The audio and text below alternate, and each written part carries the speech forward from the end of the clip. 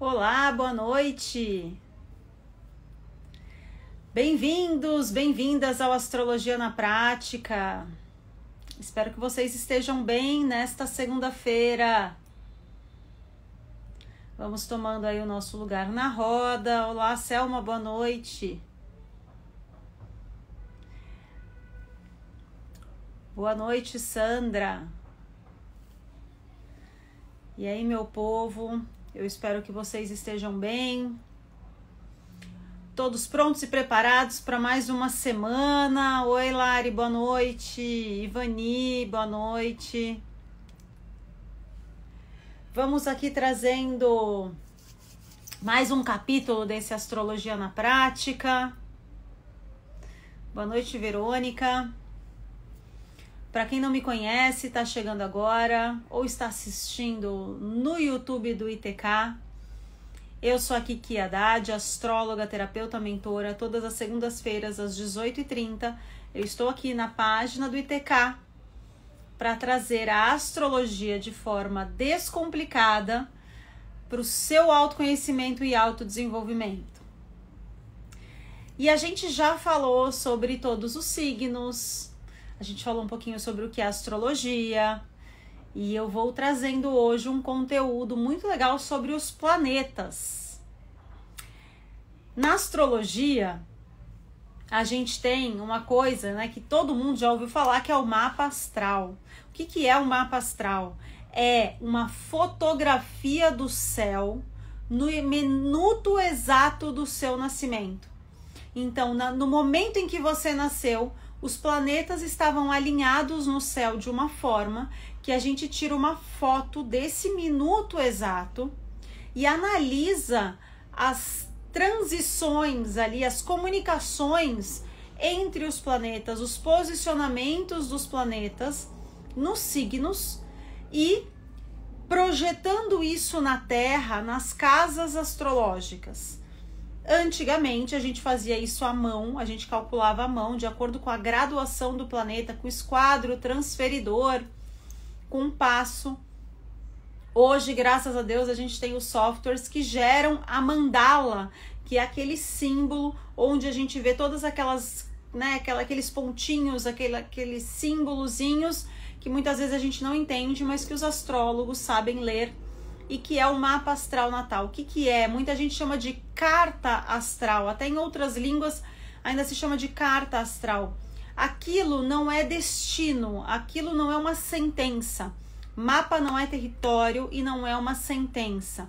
O mapa astral traz comportamentos, habilidades, dificuldades, questões que você veio evoluir, virtudes, sombras. Tudo da sua história está escrito ali, mas não é imutável. Por quê? Porque você aprende a lidar com aquela carta astral, com aquele mapa astral e desenvolve o seu comportamento e a sua vida a partir daquilo. É óbvio que no mapa astral a gente vai ver coisas que são destino, coisas que trazem realmente situações que você vai viver na sua vida e que a gente olha ali, a gente já sabe que aquilo vai acontecer. Mas como você vai lidar com aquilo, ou o que você vai fazer a partir daquilo, é sim livre-arbítrio. E no mapa astral, qual que é a principal questão? São os planetas de Sol a Plutão. Lembrando que na astrologia a gente chama Sol e Lua de planetas. Então, os planetas, em quais signos e em quais casas eles estão. E aí muitas pessoas perguntam, mas o que são os planetas no mapa astral? Então hoje eu vou explicar um pouquinho para vocês. Separando por tipo, tá? A gente tem três separações dos planetas. Quais são os planetas que a gente analisa? Sol, Lua, Mercúrio, Vênus, Marte, Júpiter, Saturno, Urano, Netuno e Plutão. Então nós temos 10 astros, 10 corpos celestes que são analisados dentro do mapa astral, além de alguns asteroides, tá? Mas o que acontece? Sol, Lua, Mercúrio, Vênus e Marte são os planetas que a gente chama de planetas pessoais. São eles que trazem as principais características conscientes, objetivas e subjetivas do nosso comportamento. Depois a gente tem os planetas geracionais, Júpiter e Saturno. Por quê? Porque Júpiter fica 1 ano em cada signo e Saturno 2 anos e meio. Então, muita gente nasce em 1 ano ou em 2 anos e meio. Então, muitas pessoas têm esses planetas no mesmo signo. E aí a gente entende que há uma geração, né, que nasce com aquele posicionamento. Então, a gente chama de planetas geracionais. E aí a gente tem os planetas transpessoais ou transgeracionais, Urano, Netuno e Plutão, que ficam 7, 14 e de 15 a 30 anos, respectivamente, em cada signo. E são os planetas que falam mais sobre a casa onde eles estão do que o signo onde eles estão. Porque você imagina que em 30 anos, por exemplo, agora Plutão vai ficar 20 anos em Aquário. A quantidade de criança que vai ter Plutão em Aquário. Não dá para dizer que é uma característica pessoal, né? São 2 décadas de gente nascendo com essas características. Então, sobre nós, diz muito mais a respeito da casa onde esses planetas se encontram, ok? Eu vou trazer hoje para vocês os planetas pessoais e vou trazer também as energias da semana. Semana importantíssima no céu astrológico. Então fica aqui que assim que eu falar sobre os planetas, eu vou falar sobre as energias da semana. Já manda aqui o aviãozinho para quem não pode perder as informações, porque essa live não fica salva aqui no Instagram e quando ela entrar no YouTube, a tua amiga aí, tua irmã, tua prima, teu colega já vai ter perdido as informações importantes para gerenciar a vida nessa semana, ok? Então vamos lá, eu trouxe aqui os planetas, tá? A gente começa com o Sol. O Sol, eu vou trazer o Sol e a Lua, porque eu acho que não dá para falar de Sol sem a gente falar de Lua, porque eles são complementares, tá? Ó, pequenininhos aqui. A pequenininha Lua, né, comparada ao Sol. Esses 2 planetas, eles representam a mente consciente objetiva, a mente consciente subjetiva ou o nosso subconsciente. Aqui a gente tem no Sol a nossa coluna vertebral, aquilo que nos coloca de pé. O Sol mostra o que a gente é na essência mais pura. Ele representa todo o nosso comportamento racional, a nossa espinha dorsal, aquilo que eu não posso deixar de ser. Eu consigo gerenciar o que eu sou, mas eu não posso deixar de ser o que o meu Sol me traz e os aspectos que o Sol faz com os outros planetas no meu mapa astral. O Sol, ele vai estar sempre, assim como os outros planetas, num signo e numa casa.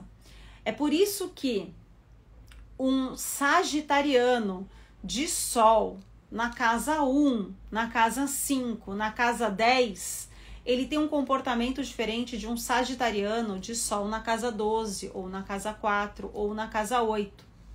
Então, às vezes você conhece 2 sagitarianos e fala, são pessoas completamente diferentes. Eles têm semelhanças, porque a energia de Sagitário vai estar presente nas 2 pessoas. Mas como elas expressam esse Sol, essa energia sagitariana vai ser diferente. Quando a gente está falando de Sol, a gente também está falando da nossa relação com o nosso pai, tá? Então, o pai na astrologia, ele está aqui, dentro do nosso Sol. Esse é o principal astro do nosso sistema, afinal, nós vivemos no sistema solar, então, onde os planetas giram ao redor do Sol, não como Copérnico disse que os planetas giravam ao redor da Terra, inclusive o Sol.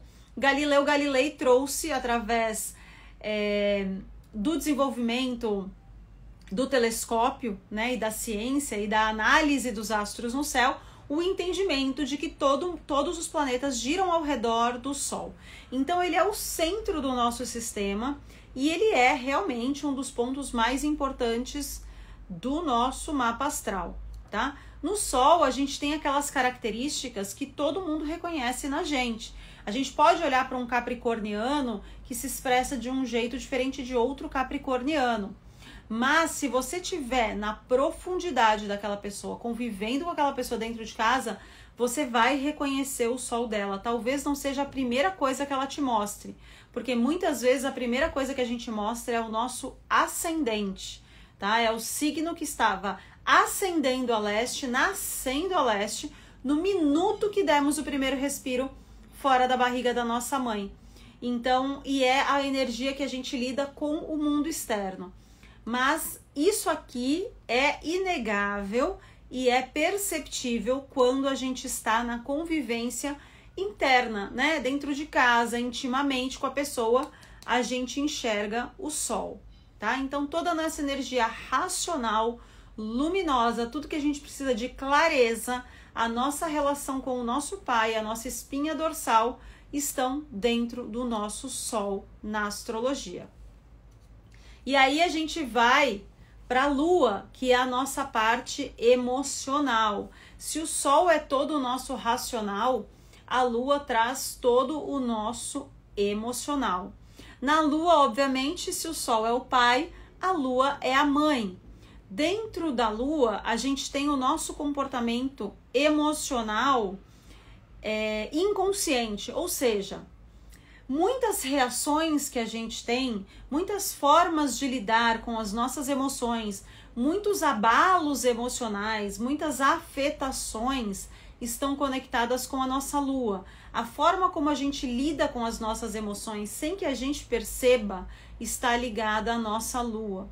Quando a gente vai fazer terapia, a gente vai perceber que é uma pessoa mais colérica, mais hiperreativa, mais melindrosa, mais melancólica, uma pessoa que pensa muito. E aí, a partir de uma tomada de consciência, que é o Sol e Mercúrio, que eu já vou falar sobre ele, a gente começa a controlar e a reparar no nosso comportamento emocional. É verdade, nossa, realmente, quando a minha mãe fala isso, eu reajo assim. Quando o meu chefe fala aquilo, eu me sinto assado. Quando eu tomo um pé na bunda, eu reajo dessa forma.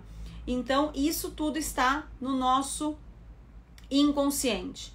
A Lua, quando ela tá aqui, ó, projetada, né? Quando a gente tem aqui a Terra, a gente tem a Lua. Da Terra, a gente só vê uma face da Lua. A gente tem uma face inteirinha obscura, que a gente não enxerga e que a gente não sabe o que tem lá. Isso aqui representa o nosso inconsciente, aquilo que está guardado dentro da gente, que a gente pode ter acesso, né? Mas representa um lado mais misterioso. A Lua, ela guarda realmente os nossos mistérios, o nosso poder de sedução.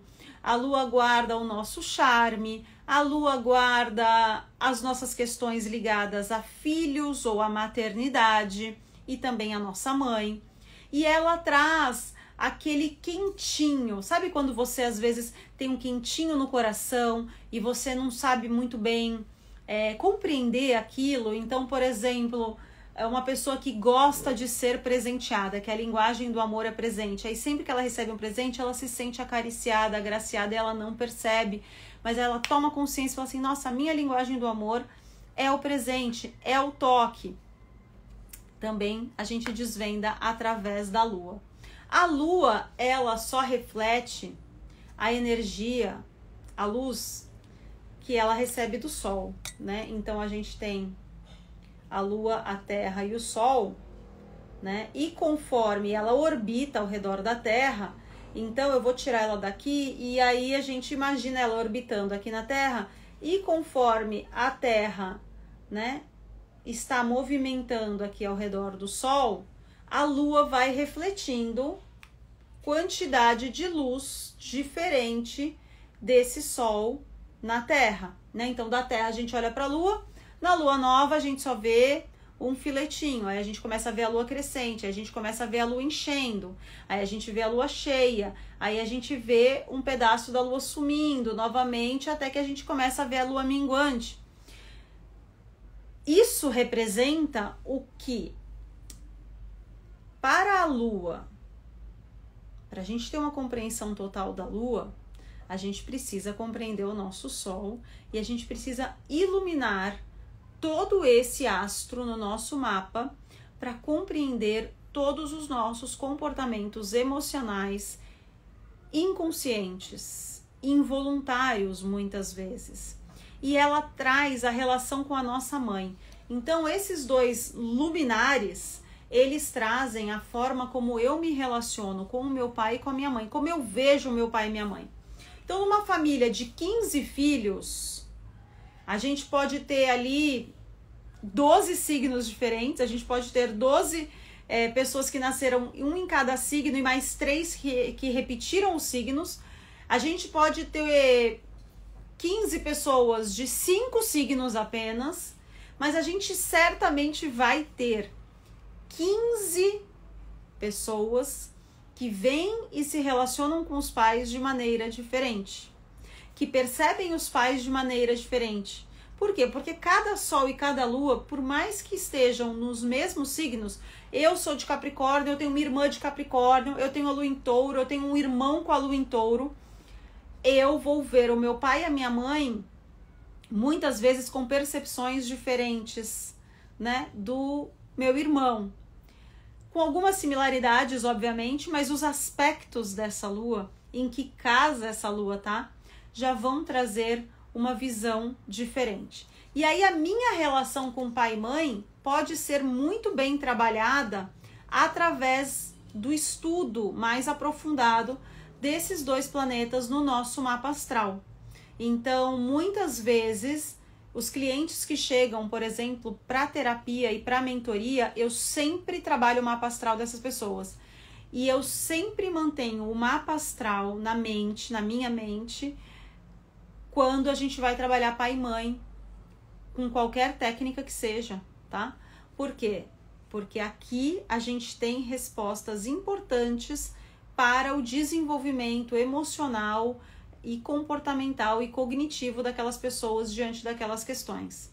Então a astrologia, ela não é só determinante no sentido de dizer o teu sol é assim, então você é assim, a tua lua é assado, então você é assado. Aqui a gente consegue ver relações, tá, com pai e mãe, que são a nossa base. É por isso que a base de toda a terapia, se você for para uma psicoterapia, psicanálise, uma psicologia analítica, constelação familiar, não importa, a gente sempre vai trabalhar pai e mãe, porque dá para ter vida na Terra sem Sol e sem Lua? Não dá, não dá. Dá pra gente ter vida, porque até a astrologia ela é geocêntrica, então a gente parte do ponto de vista da Terra. Dá para existir alguma coisa aqui sem esses dois? Não dá. Então, são pontos muito importantes na nossa análise, tá? Na sequência, a gente não analisa a Terra, por motivos óbvios, né? A gente parte do ponto da Terra para gerar esse mapa astral. Então, a Terra, ela é o ponto central, né, desse mapa. A gente vai para Mercúrio. Mercúrio é um planeta que fala da nossa mente, do nosso intelecto, da nossa comunicação, do nosso comportamento cotidiano. Ele é o planeta regente de Virgem e de Gêmeos. Eu esqueci de falar, a Lua é o Sol é o planeta regente do signo de Leão e a Lua é o planeta regente do signo de Câncer. Em Mercúrio, a gente vê como a gente se comunica, quais são os nossos hábitos cotidianos, como a gente lida com disciplina, com o cotidiano, com a mente analítica, com o método, como que é a cabeça da pessoa, como que é a mente, qual é a visão de mundo dessa pessoa, tá aqui no planeta Mercúrio. E os aspectos também, as trocas, né, as interações entre Mercúrio e os outros planetas também trazem coisas importantes do comportamento racional e da comunicação. Então, uma pessoa que tem um Mercúrio em conjunção com Vênus, que é um planeta que eu já vou explicar, que fala sobre amor, sobre relacionamento, sobre o feminino, é uma pessoa que vai se comunicar de maneira mais afetuosa, é uma pessoa que vai ter pensamentos mais positivos, são pessoas que vão dar mais risada, que vão viver com mais alegria. Obviamente, se não tiver em Escorpião na casa 8, se tiver em Gêmeos na casa 10, se tiver em Leão na casa 5 ou na casa 3, tá? Então, tudo isso faz parte da análise. Agora, uma pessoa que tem um Mercúrio em oposição a Urano, que é um planeta que fala de choque, de rebeldia, de mudança, de questionamento, esse Mercúrio pode estar em Sagitário na casa 5, que essa pessoa que vai ter esse Mercúrio em Gêmeos na casa 11, ela vai ser uma pessoa comunicativa, hiperativa, mas mais pessimista, vai ser uma pessoa muito questionadora, vai ser uma pessoa mais briguenta, uma pessoa mais implicante com as coisas, que vai ter uma relação, aqui a gente vai ver uma relação entre irmãos mais bacana. Aqui a gente já vai ver uma relação entre irmãos mais complicada. Então, sempre partindo do ponto de vista dos aspectos astrológicos, tá? Mercúrio também representa a nossa relação com os nossos irmãos, primos, colegas e pessoas do meio circunvizinho. Quem são essas pessoas do meio circunvizinho? Vocês aqui na live comigo fazem parte do meu meio circunvizinho atual. Os meus clientes estão dentro de Mercúrio ou da casa que Mercúrio rege, que no caso é a casa 3 e a casa 6. A minha relação com a minha irmã está aqui no Mercúrio. A minha relação com as minhas amigas está aqui em Mercúrio. Como eu vejo o mundo, então sobre qual prisma, quais são as lentes, os óculos que eu utilizo para ver o mundo lá fora, está aqui em Mercúrio. Como eu me expresso, está aqui. Quais são os meus primeiros pensamentos? A minha mente é acelerada, a minha mente é calma, eu sou agitada, eu tenho mais temperança nos pensamentos, está aqui em Mercúrio. Quais são os meus comportamentos intelectuais? Eu gosto de estudar, eu não gosto de estudar. Eu aprendo facilmente as línguas, eu não aprendo facilmente línguas ou outros conhecimentos. Eu sou questionadora dos saberes espirituais e filosóficos, eu aceito, eu não aceito, está aqui em Mercúrio. Então, é um planeta muito importante e é por isso, meu povo, que quando esse bonitinho aqui entra em retrogradação no céu, a gente sente tanto essa energia. Mercúrio retrograda 3 vezes por ano, 21 dias.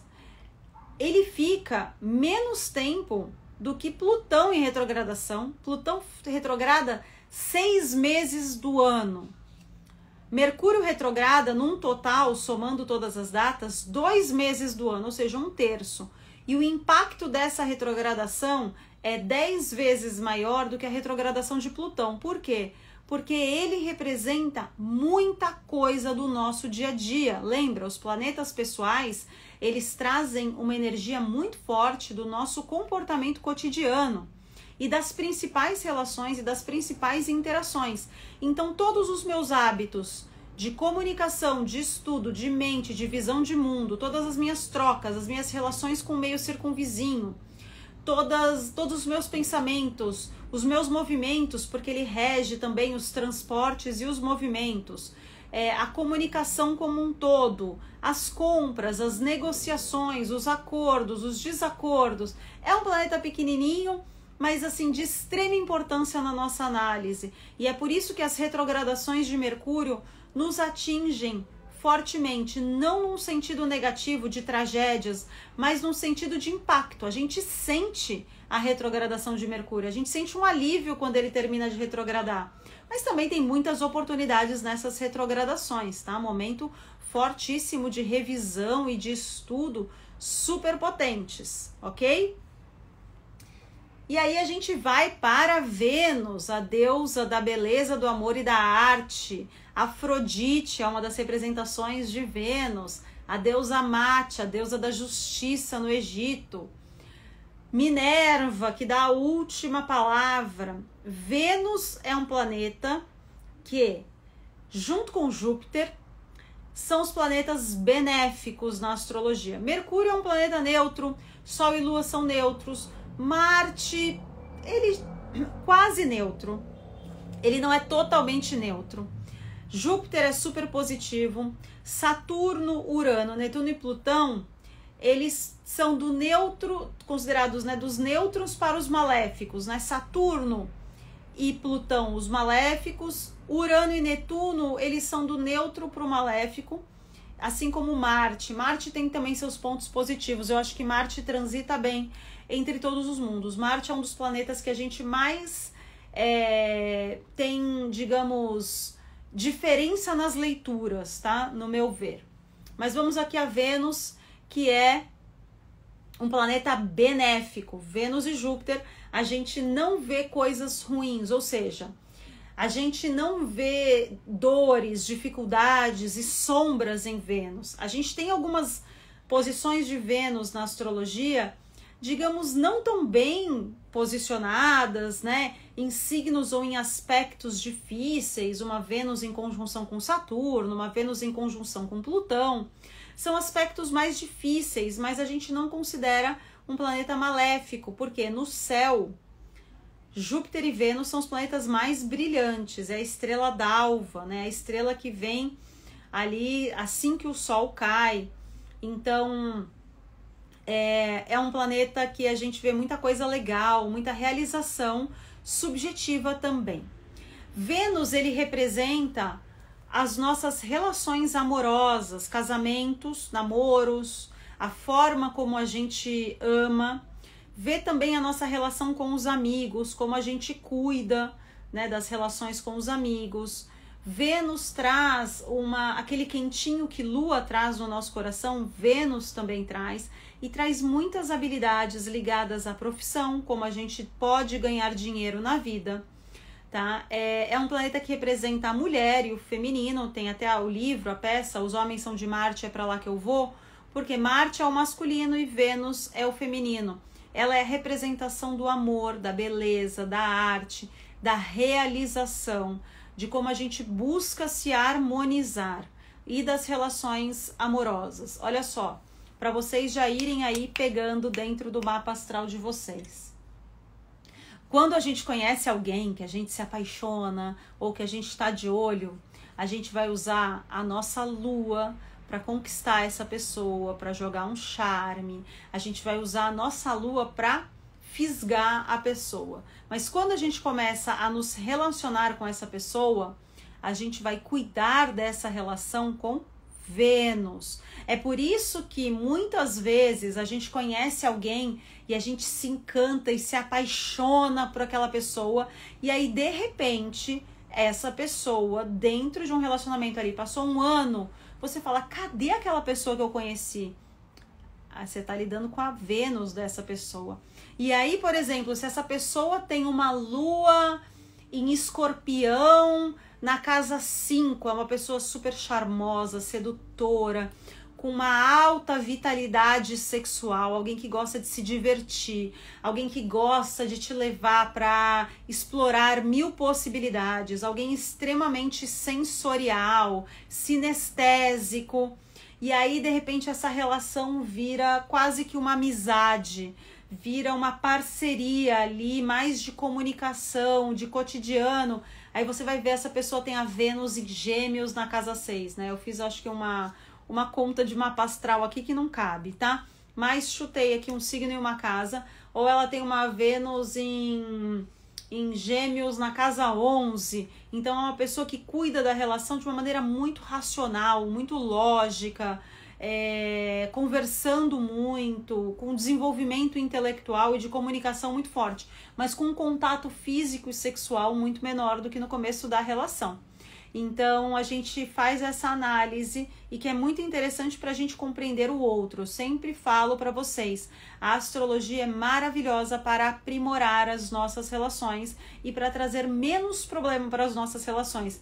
Porque no final, presta atenção, a gente sempre vai para terapia ou vai buscar questões terapêuticas para resolver questões de relacionamento. seja conosco, seja com as pessoas ao nosso redor. Eu tenho um problema com a minha mãe, eu tenho problema com o meu marido, eu tenho problema com os meus filhos, eu tenho problema com os meus irmãos, e aí eu vou para a terapia buscar ajuda. Mas se eu não entender quem é o outro, eu não vou conseguir olhar para esse ruído na nossa relação.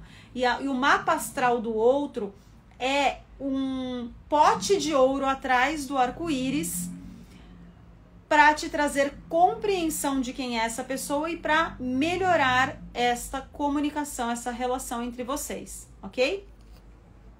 E aí a gente vai para o planeta vermelho, Marte, né? Se os homens são de Marte, é para lá que eu vou. O planeta que representa o masculino. Marte é a representação mitológica, todos os planetas têm representações mitológicas, tanto romanas quanto gregas, tá? Marte é a representação do deus da guerra. Ele fala sobre a busca por novos territórios, por novas conquistas.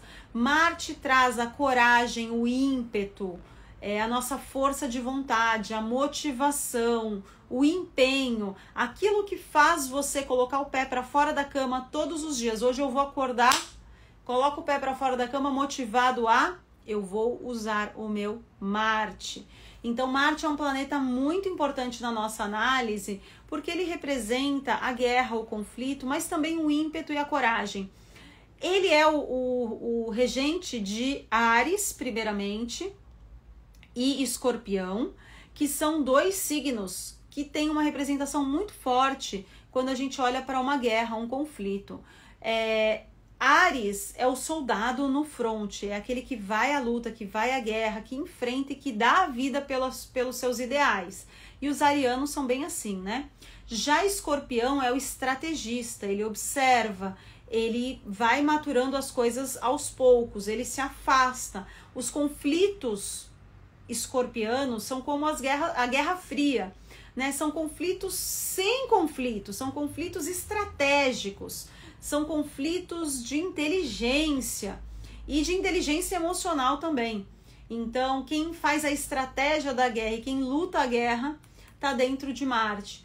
Esse é um planeta que a gente vê muito das questões ligadas à indisciplina ou à disciplina, a problemas nos relacionamentos, a estresse, a inquietações, a buscas às vezes ligadas a insatisfações, estão aqui dentro do planeta Marte. Marte, ele traz também a paixão, a sexualidade. Se Vênus traz o amor, Marte traz a paixão. Se Vênus eu faço a manutenção da minha relação, Marte é como eu me conecto sexualmente com o outro, né? Então, como eu gosto de agir, como eu me exponho, como eu me satisfaço sexualmente, né? Então aqui a gente tem amor e aqui a gente tem paixão. Muitas pessoas que têm a conjunção de Vênus com Marte são pessoas extremamente apaixonadas por tudo e por todos, e são pessoas que não conseguem separar amor de sexo. Então, se elas têm uma relação sexual, mesmo que casual, elas criam um vínculo rapidamente. Então elas já têm uma troca ali de emoção muito grande, e elas se conectam mesmo muito forte com o outro, a partir do relacionamento sexual, né, e da paixão, ok? Uma coisa legal também, Vênus para as mulheres é como nós expressamos o nosso feminino. Marte para os homens é como eles expressam a força masculina deles. Marte para as mulheres é o tipo de homem que elas desejam. Vênus para os homens é o tipo de mulher que eles desejam. Quando a gente está falando de relações homossexuais, a gente vai olhar para o planeta que representa o gênero do outro que eu estou me relacionando. Então, mulheres, Vênus, homens, Marte, ok? Não é o que eu atraio, é o que eu desejo. O que eu atraio vai estar na casa 7 do meu mapa astral. Muitas pessoas que têm Marte, um homem que tem Vênus na casa 7, ele vai se conectar com mulheres e ele vai atrair esse mesmo tipo de mulheres. Mulheres que têm Marte na casa 7 vão atrair homens que elas se conectam. Agora, se eu tenho um Marte de casa 4, é o tipo de homem que eu gostaria, né, que eu desejo, porém eu vou atrair o arquétipo, né, o comportamento que está na casa 7 do meu mapa astral natal. Por isso que muitas vezes fica assim, eu tô namorando um cara muito calmo, muito pacífico, muito amoroso, com uma energia feminina muito forte de cuidado, e aí eu queria um cara mais bravo, que luta, que vai, não sei o que, aí você vai ver o Marte da pessoa tá em Áries e a casa 7 dela tá em Peixes. E aí, então, ela vai ter essa coisa do tipo, eu tinha projetado um homem, só que eu tô me relacionando com o outro. Então, como que eu alinho as minhas expectativas com a realidade? Dúvidas dos planetas pessoais? Não? Quando vocês ficam em silêncio, eu entendo que tá maravilhoso, perfeito. E que ninguém tem dúvida nenhuma. Então, guardando aqui os nossos planetinhas, semana que vem a gente fala dos planetas geracionais e transpessoais. Eu quero trazer para vocês as energias dessa semana na astrologia. Essa é uma semana intensa e que a gente tem que ter cuidado. Nós viemos de 2 eclipses. Então, a gente teve o eclipse lunar em Peixes, depois a gente teve o eclipse solar em Libra. Nós tivemos um eclipse lunar em Peixes, lua cheia em Peixes, sol em Virgem. Um eclipse lunar em Libra, sol e lua em Libra, lua nova.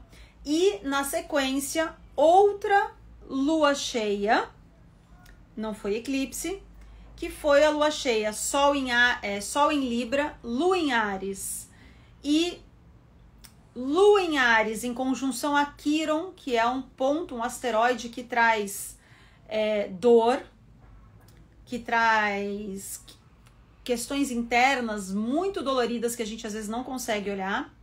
Enquanto Marte no céu, em Câncer, faz oposição a Plutão em Capricórnio, no último grau de Capricórnio, terminando a retrogradação dele em Capricórnio. Marte, o deus da guerra, Plutão, deus da morte. Os encontros de aspectos desafiantes de Marte com Plutão acontecem a cada 2 anos, porque Marte tem um ciclo bienal. Então, a cada 2 anos, Marte faz aspectos de conjunção com todos os planetas. E aí ele acaba por encontrar Plutão tanto em conjunção quanto em oposição. E não é um movimento legal, tá? É um movimento de dor, é um movimento um pouco trágico, mas também é um movimento que traz muita transformação, muita lapidação interna. Eu venho reparando aí desde a lua nova, desde o eclipse de lua nova, muitos acidentes. Eu moro em Santos e aqui a gente teve de um tudo, como a gente costuma falar. É uma cidade pequena, então a gente fica sabendo de muita coisa.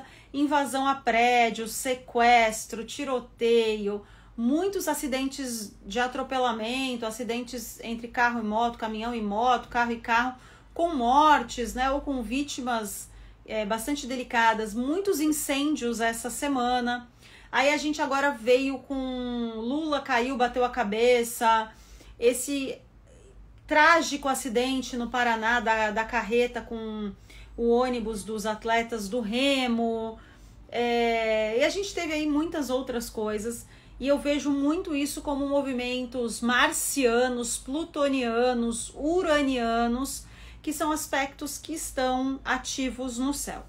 Então, nessa semana, no dia 24, quinta-feira, a gente tem a lua minguante em Leão.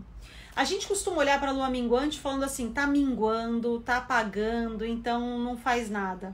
A lua minguante é um ótimo momento para a gente se recolher, pensar, planejar e até lançar coisas. Por quê? Porque a gente está com uma energia de introspecção, uma energia de calma. Desculpem. E a lua minguante em Leão, ela vai fazer conjunção com Marte. É uma conjunção mais enfraquecida porque Marte está em Câncer, não está em Leão. Então, quando a gente tem conjunção de planetas, eles estão muito próximos, mas Marte no final de Câncer e a Lua no começo de Leão, dá uma enfraquecida, mas é uma conjunção forte, tá? É uma conjunção intensa. Muito bom para a gente correr atrás, para a gente fazer acontecer, para a gente sentir motivação, coragem, ímpeto, energia, foco, determinação. Mas pode ser um momento em que a gente tá chutando o pau da barraca. Então, se você tá diante de alguma situação limítrofe, dê um passo para trás, recue, pense, se acalme e se afaste, senão você pode acabar metendo os pés pelas mãos. Por quê? Amanhã, terça-feira, o Sol vai fazer uma quadratura com Plutão. Quadratura, oposição e conjunção com Plutão são aspectos difíceis.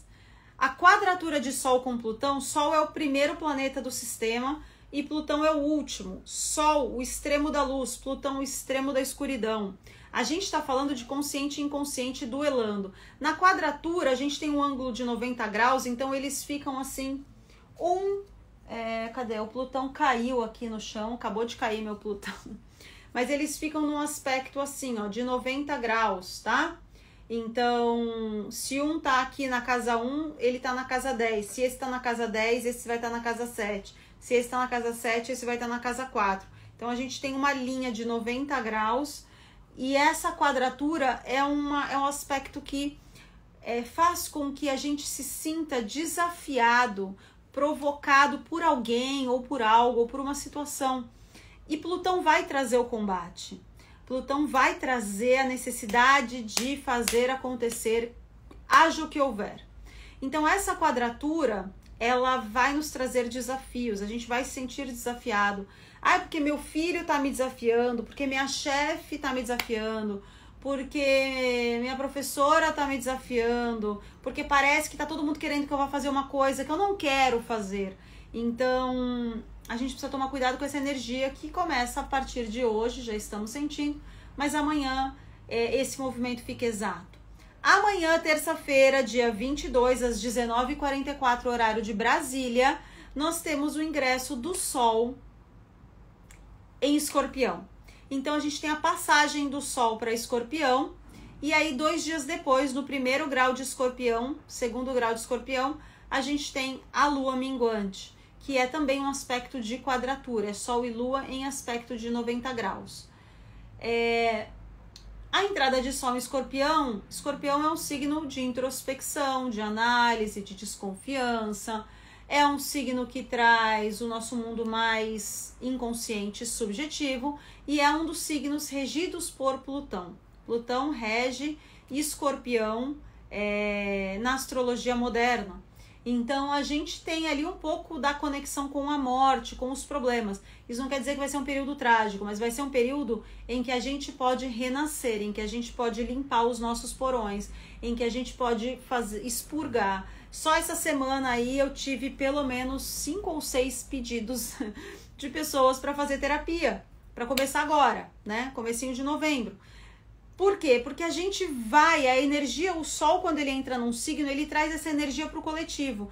E coletivamente a gente está querendo limpar os nossos porões, a gente está querendo olhar para as nossas dores. Então é um mês maravilhoso para todos os tipos de terapia, todos os processos terapêuticos, seja contínuo, seja esporádico, tá muito bom. Na terça também, amanhã, nós temos um sextil. Sextil já é um aspecto fluente, legal, bonito, de Marte com Urano, que são 2 planetas difíceis, mas quando a gente olha para um sextil, a gente olha para um aspecto fluente que vai nos trazer motivação de mudança. Urano são as mudanças, o questionamento, as novidades, a tecnologia, a ciência, o modernismo, e Marte, motivação e ímpeto. Então, tudo que você precisa revolucionar na sua vida de maneira positiva, de maneira otimista e de maneira profundamente transformadora essa semana, e aí até a próxima semana, até a próxima lua nova em Escorpião, tá super favorecido. Atenção a rompantes, a situações limítrofes, a pressa, a brigas, a trânsito. Ah, tá num cruzamento? Para, é a sua preferencial, para. Tá andando à noite na rua, o sinal tá verde para você, mas você acha que pode ter alguém cruzando o sinal vermelho, porque tá de madrugada, tá de noite, é uma rua mais erma. Para, cuidado. Nós estamos agindo de maneira mais inconscientes, mais apressados.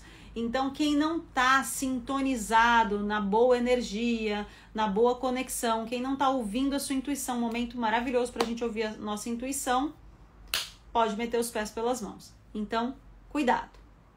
Combinado, meu povo? Ó, fogos de artifício para finalizar esta live, ó.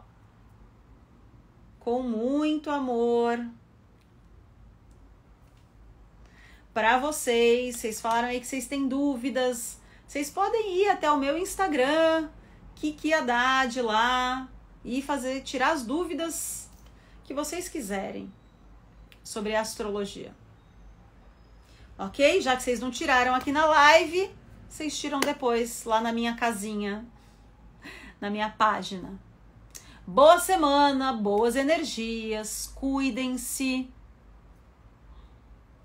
Cadê? Balõezinhos para vocês, pra gente terminar com alto astral. Boa semana, gratidão. Segunda que vem, mais Astrologia na Prática às 18h30 aqui no ITK. Beijo!